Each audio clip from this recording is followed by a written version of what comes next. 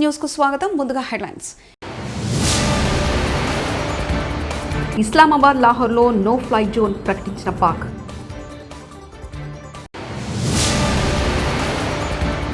కేసీఆర్ పై సంచలన కామెంట్స్ చేసిన సీఎం రేవంత్ రెడ్డి.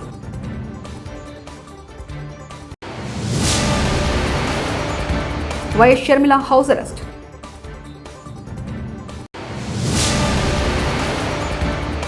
సింహాచలం ఘటన దురదృష్టకరం, హోంమంత్రి అనిత. పహల్గాంలో ఉగ్రదాడుల నరమేధానానికి పాల్పడిన 26 మంది టూరిస్టులను కాల్చి చంపిన తర్వాత భారత్ పాక్ మధ్య ఉద్రిక్తతలు ఒక్కసారిగా పెరిగిపోయాయి.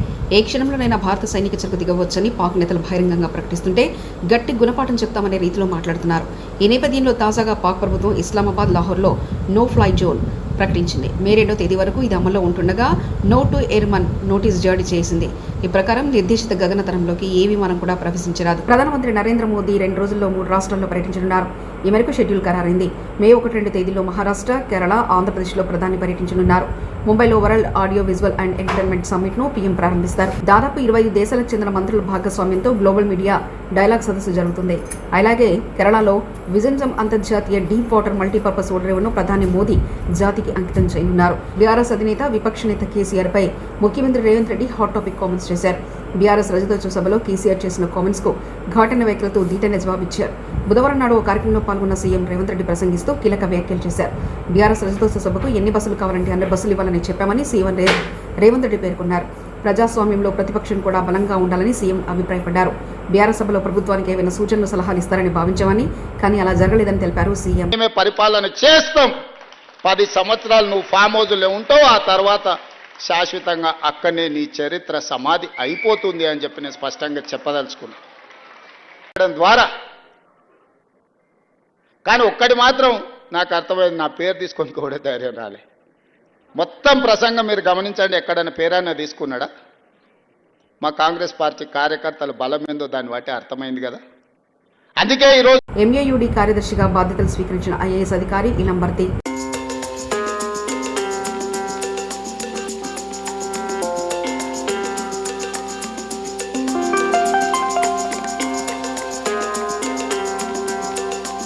సింహాద్రి అప్పన్న స్వామి చందనోత్సవంలో గోడ కూలి 7 మృతి చెందడం దురదృష్టకరమని ఏపీ హోంమంత్రి అనిత అన్నారు.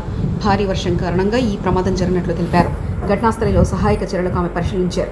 ఘటనపై పూర్తిస్థాయి దర్యాప్తు చేయించి బాధ్యులపై చర్యలు తీసుకుంటామని అనిత స్పష్టం చేశారు. వాటర్ అంతా కూడా కొంచెం లోపల దిగి ఆ గోడ కూలింది అన్నది ఒక ప్రాథమిక సమాచారం ప్రకారం వచ్చిన నివేదిక. ఇంకా కూలంకషంగా మా వాళ్ళందరూ కూడా ఒకసారి ఎంక్వైరీ చేస్తున్నారు. అట్ ద సేమ్ టైం అక్కడ 300 రూపీస్ క్యూ లైన్ ఉంది. ఆ క్యూ లైన్ అక్కడ జస్ట్ కరువు ఉంటుంది అనమాట. అంతవరకు అంత హెవీ క్రౌడ్ కూడా లేరు. ఫస్ట్ కరువు మూలాన ఒక జస్ట్ కొంచెం క్రౌడ్ అక్కడ ఉన్నారు. అది మూవ్ అవుతూనే ఉన్నారు. ఎక్కడ కూడా మనకి ఆగిపోవడం కానీ అంటువేం లేదు. చాలా అన్ఫార్చునేట్ థింగ్, ఆ గోడ పడిపోవడం వలన సుమారుగా 7 ప్రాణాలు కోల్పోవడం జరిగింది. అందులో 4 పురుషులు ఉన్నారు, 3 స్త్రీలు ఉన్నారు.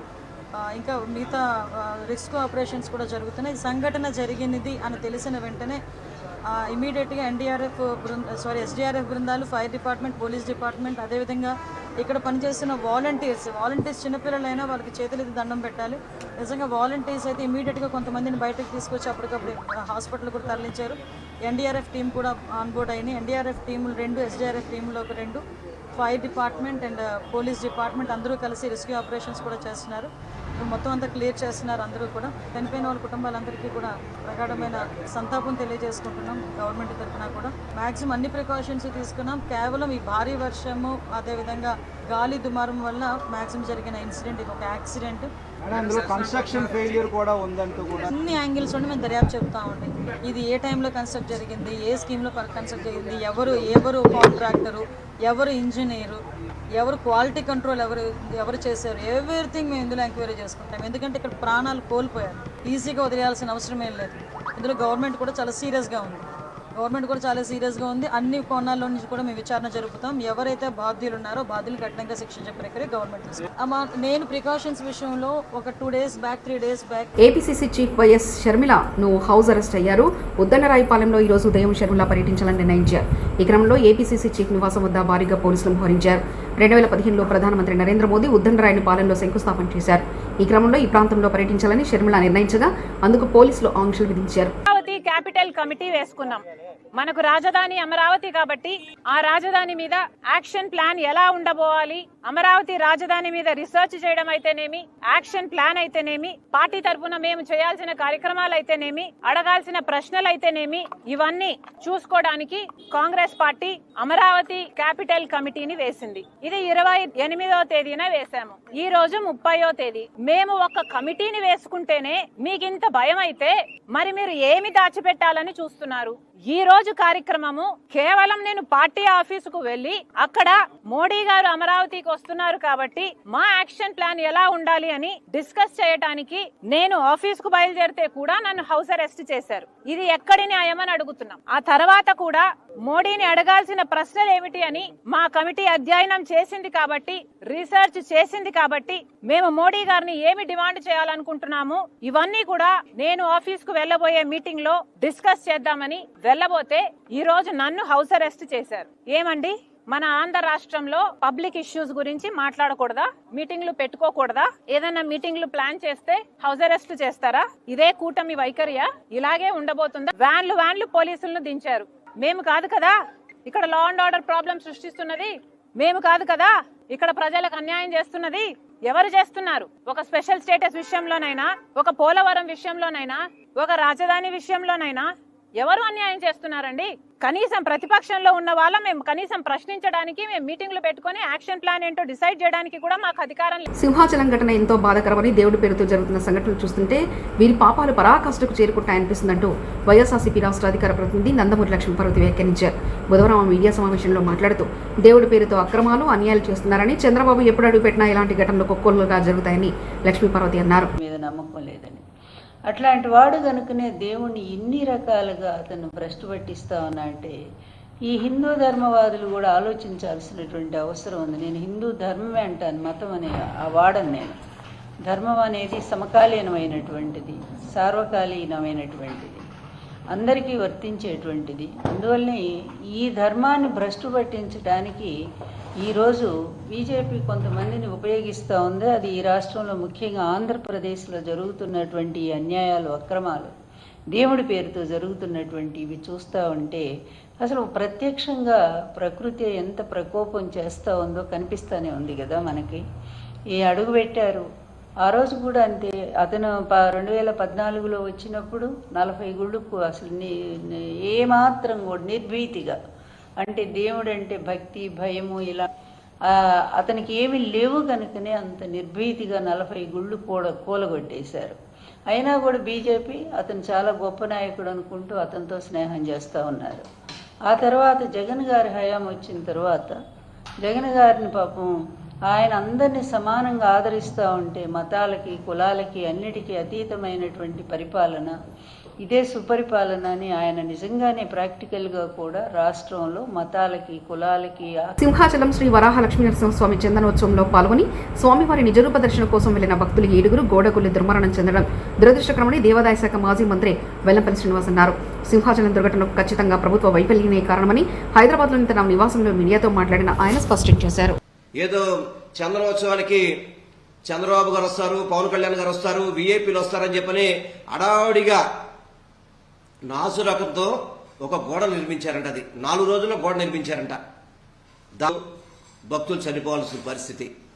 అంటే లక్షలాది మంది భక్తులు వచ్చేటప్పుడు కనీసం నిర్మాణాలు చేపట్టే దాంట్లో క్వాలిటీ కానీ టైం కానీ చూసుకోవాల్సిన పని లేదా అంటున్నా. వీళ్ళు చందనోత్సవం మీటింగుల్లో చేసేది ఏంటంటే రివ్యూ మీటింగ్ ఒకసారి జరిగింది. ఆ మీటింగ్లో ఎమ్మెల్యేలు నాకు టికెట్లన్నీ, మీకు టికెట్లన్నీ, మాకు పాసులన్నీ, మాకు గౌరవం లేదని చెప్పని సాక్షాత్తు అక్కడ ఎమ్మెల్యే బండారు సత్యనారాయణమూర్తి గారు మాట్లాడారు. ఆల్రెడీ వాళ్ళు టికెట్లు, పాసుల కోసం మాట్లాడారు తప్ప భక్తుల సౌకర్యాల్లో కానీ, భక్తుల అక్కడ అవసరానికి కావాల్సిన పనుల్లో కానీ ఎక్కడా కూడా చొరవ చూసిన పరిస్థితి లేదు. హోమ్ మినిస్టర్ అదే జిల్లాలో ఉంటారు. అదేవిధంగా మన ఎవరో రెవెన్యూ మినిస్టర్ గారు ఉన్నారంట అక్కడ. మరి ఎండోమెంట్ మినిస్టర్ గారు వెళ్ళారో వెళ్ళలేదో తెలియదు. కనీసం అక్కడ మహిళలు చెప్తున్నారు, ఈరోజు టీవీలో చూస్తుంటే మనకు అర్థమవుతుంది, కనీసం బాత్రూమ్ సౌకర్యాలు కూడా ఏర్పాటు చేయలేదు ఈ కూటమి ప్రభుత్వం అనేది అక్కడున్న భక్తుల నుంచి వచ్చిన ఆవేదన. ఇందులో ఏదో అపచారం జరిగిందని మాత్రం మాకు అర్థమవుతుంది. డెఫినెట్ గా ఈ కూటమి ప్రభుత్వం దేవాలయాల దాంట్లో కానీ, హిందూ దేవుళ్లలో కానీ హిందూ భక్తుల్లో ఏదో అపచారం జరుగుతుందని మాత్రం అర్థమవుతుంది. ఎందుకంటే మొన్నటికి మొన్న ముక్కొట్టినాడు, దాదాపు 4 నెలల వస్తుంది ఇంచుమించుగా. ఎప్పుడు కూడా తిరుపతి చరిత్రలో, ఎప్పుడైనా తిరుపతి చరిత్రలో 6 చనిపోయిన పరిస్థితి చూసామా? 6 చనిపోయారు. దాదాపు 40 మంది పైన పడి వాళ్ళందరికీ కూడా వివిధ రకాలుగా ఇబ్బందులు పడి వాళ్ళ ప్రాణాలు ఏం కోల్పోలేదు. అది వచ్చినప్పుడు కూడా కనీసం ఈ సింహాచలం చందనోత్సవానికి మనం బాధ్యత తీసుకోవాలని చెప్పని కనీసం ఈ కూటమి ప్రభుత్వం చర్యలు తీసుకోకపోవడం చాలా బాధాకరం. నేను గౌరవ డిప్యూటీ సీఎం గారిని మీ ద్వారా కోరుకుంటున్నాను, జరగని అపచారానికి మీరు దీక్షలు చేశారు, చాలా బాగానే పని దీక్షలు చేశారు. అది జరిగిందో జరగలేదో వెంకటేశ్వర స్వామి. తెలుగుదేశం పార్టీ సీనియర్ నేత మాజీ మంత్రి దేవినేని ఉమామహేశ్వరరావు కుమారుడి వివాహ వేడుక ఘనంగా జరిగింది. విజయవాడ నగర శివారు కంకిపాడులో జరిగిన ఈ వేడుకకు తెలంగాణ సీఎం రేవంత్ రెడ్డి, సుప్రీంకోర్టు విశ్రాంత ప్రధాన న్యాయమూర్తి జస్టిస్ ఎన్వి రమణ, ఏపీ మంత్రి నారా లోకేష్తో పాటు తెలుగు రాష్ట్రాలకు చెందిన పలువురు ముఖ్య నేతలు హాజరయ్యారు. నూతన వధువరులు నిహార్, సాయి నర్మదలను వారు ఆశీర్వదించారు.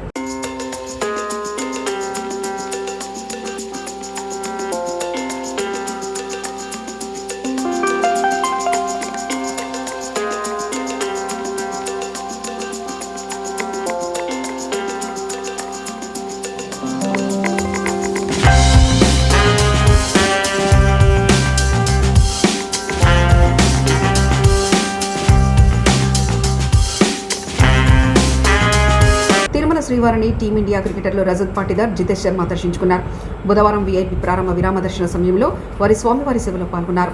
మహిళా క్రికెటర్ శ్రేయంకా పాటిల్ స్వామివారిని దర్శించుకున్నారు. అంతకుముందు తిరుమల తిరుపతి దేవస్థాన అధికారులు వీరికి స్వాగతం పలికి దర్శన ఏర్పాట్లు చేశారు.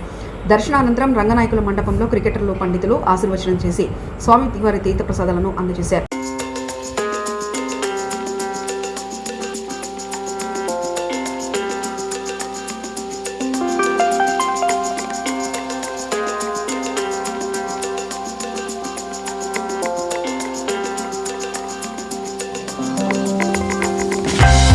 స్టేషన్ గన్పూర్ ఎమ్మెల్యే మాజీ ఉప ముఖ్యమంత్రి కడియం శ్రీహరి పల్లగుట్ల గ్రామంలో 1.19 కోట్ల నిధులతో నిర్మించిన సీసీ రోడ్లను ప్రారంభించారు.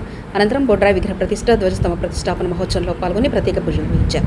ఈ సందర్భంగా ఆయన మాట్లాడుతూ పల్లగుట్ట గ్రామానికి తనకు ప్రత్యేకమైన అనుబంధం ఉందని, గ్రామ అభివృద్ధి బాధ్యత తనదేనని స్పష్టం చేశారు. ఇప్పటికే 50 ఇంద్రమ్మ ఇళ్లు మంజూరు చేసినట్లు, త్వరలో మరో 50 ఇళ్లు మంజూరు చేస్తానని హామీ ఇచ్చారు. అలాగే మరో ₹1 కోటి విలువైన సీసీ రోడ్లను త్వరలో మంజూరు చేయనున్నట్లు వెల్లడించారు. ముఖ్యంగా గత ఎమ్మెల్యే పదవి కాలంలో అభివృద్ధి లోపించిందని వివరిస్తూ తాను ఒక్కేడాదిలోనే నియోజకవర్గాన్ని 800 కోట్లు తీసుకొచ్చినట్లు తెలిపారు. అవినీతి ఆరోపణలు ఎప్పుడూ తగలవని, తన పనితీరు ప్రజలకు గర్వకారణంగా నిలుస్తుందని చెప్పారు. రాష్ట్రంలో కాంగ్రెస్ ప్రభుత్వం చేపట్టిన సంక్షేమ పథకాలను గుర్తు చేస్తూ రైతులకు రుణమాఫీ, ఉచిత రేషన్ బియ్యం, మహిళలకు ఉచిత బస్సు ప్రయాణం, ఉచిత విద్యుత్ వంటి పథకాల ద్వారా ప్రజల సంక్షేమాన్ని కాంక్షిస్తుందన్నారు.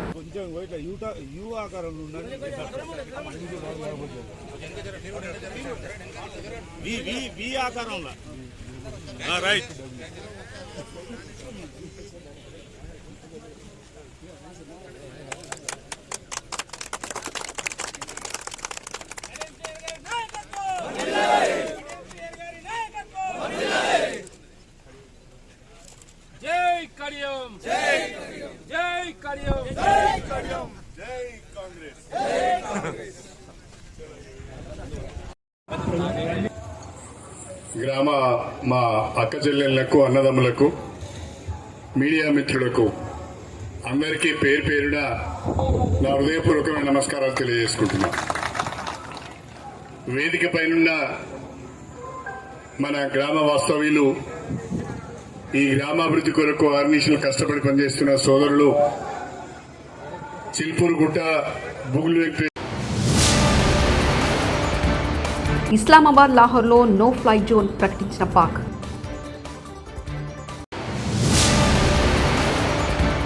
కేసీఆర్పై సంచలన కామెంట్స్ చేసిన సీఎం రేవంత్ రెడ్డి.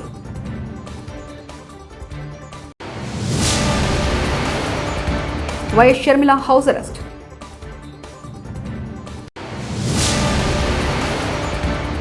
సింహాచలం ఘటన దురదృష్టకరం, హోంమంత్రి అనిత. ఇవి బులెటిన్ విశేషాలు.